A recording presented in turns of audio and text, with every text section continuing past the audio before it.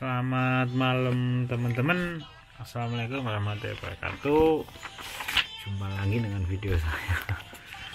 Ini mau cerita sedikit-sedikit buat teman-teman ya, untuk teman-teman TKI di sini. Saya ingin berpendapat, bukan berpendapat ya, motivasi buat teman-teman yang jadi TKI yang ada di Jepang, Korea, Singapura, Hong Kong, Malaysia, Taiwan atau yang lainnya.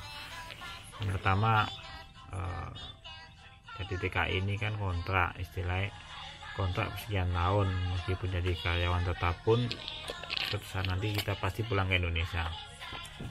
Nah, ini yang perlu saya kasih tahu ke teman-teman adalah yang pertama motivasi ya. Teman-teman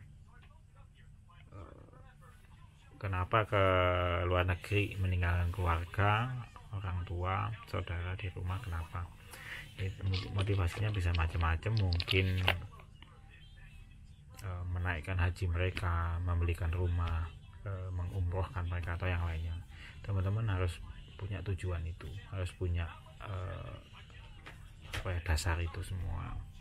Terus yang kedua, selama kita berada di luar negeri ya, di rantau, jangan boros, jangan beli yang nggak penting. Misalnya kayak baju, beli baju secukupnya saja. Kalau musim dingin ya sudah beli baju dingin.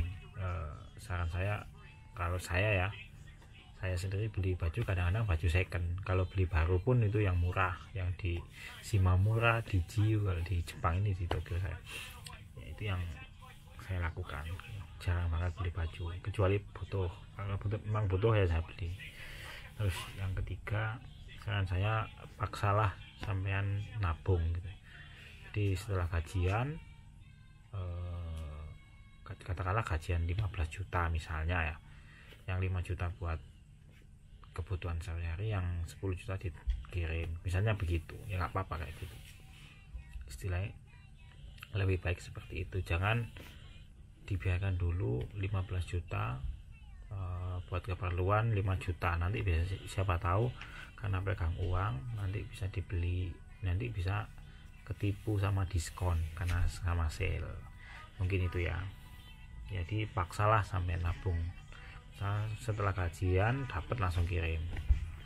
Terus yang keempat, investasi yang saya masukkan di sini adalah investasi dalam bentuk tanah, atau yang kedua emas. Investasi ada dua ya, yang lain juga nggak apa-apa sih. Kalau nomor 1, nomor 2 itu tanah dan emas. Tapi kalau memang misalnya mau yang lain juga nggak apa-apa. Terus atau yang lain sedekah itu tolong diatur sendiri lah. Misalnya penghasilan pasti 10 juta, silahkan sedekah bukan sebanyak mungkin ya, sesuai dengan hati nurani. 2,5%, 5%, 7,5%, 10% silahkan ya, jangan lupa itu ya. Terus tanah, kita kembali ke tanah ya. Tanah atau emas ya. Kalau tanah ini bisa tanah kapling. Tanah kapling ini dalam artian apa, yang di kampungnya teman-teman, saya yakin tanah kapling ini sangat sangat banyak lah, sangat umum lah. Tapi kalau di tempat saya memang banyak, tapi sawah lebih murah, makanya saya lebih ke arah sawah gitu ya. Terus kalau emas ini investasi jangka panjang.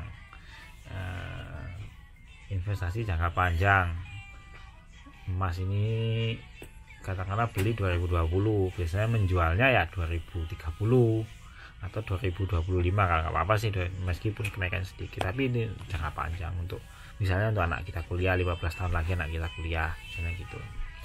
Terus yang kelima, saya yakin teman-teman di sini semua, teman-teman TKI di sini semua itu ada di luar negeri. Insya Allah internetnya di luar negeri lancar lah. Hong Kong, Korea, Taiwan, Jepang gitu kan, lancar semua. Saran saya belajar bisnis ataupun semua keahlian itu di Jepang, di luar negeri, di internet. Mumpung internetnya lancar loh ya.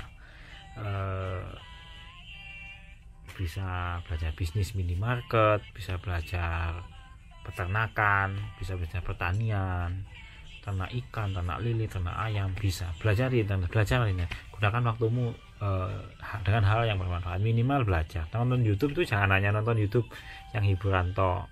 Kalau bisa nonton YouTube itu yang ada materi belajarnya gitu. Ya itu ya, mungkin itu aja 5 tips dari saya. Ada kurang lebihnya saya mohon maaf ya. Akhir dulu. Assalamualaikum warahmatullahi wabarakatuh.